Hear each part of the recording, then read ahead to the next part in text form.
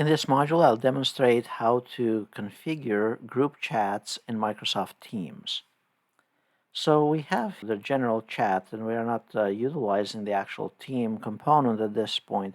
We simply want to create a chat with 2 or more individuals, and then pin that chat so that we can utilize it in the future. To create a new chat, you can go under Chat area here and then click on New Chat.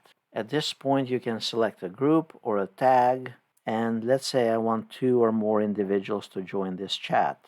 You pick those individuals, and then you start typing a message. You can add attachments, you can format this, and then press Send.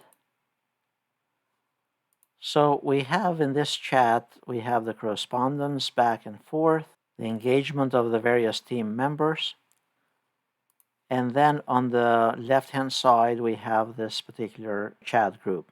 On the top right here, where the name of the chat is, if we don't like the name currently that is there, we can click on this pencil icon and then give it a new name, and then press Save.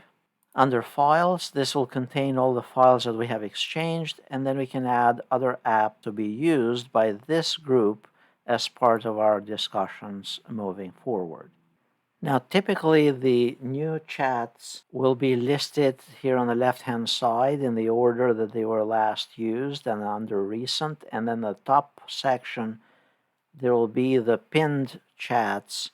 If we are commonly using this team chat, this group chat, we can pin this so it will always show up at the top section of our chat area. So we click on the configuration or more options here, the 3 dots, and then we click on pin, and it will be always listed in the top section. Notice you can also mute if you do not want to be receiving alerts from a particular chat. You can mute those or control those options from here.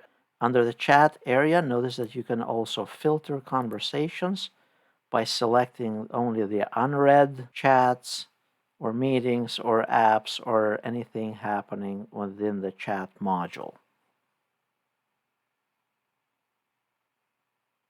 If you like this video, please press like, subscribe, and then click on the bell icon.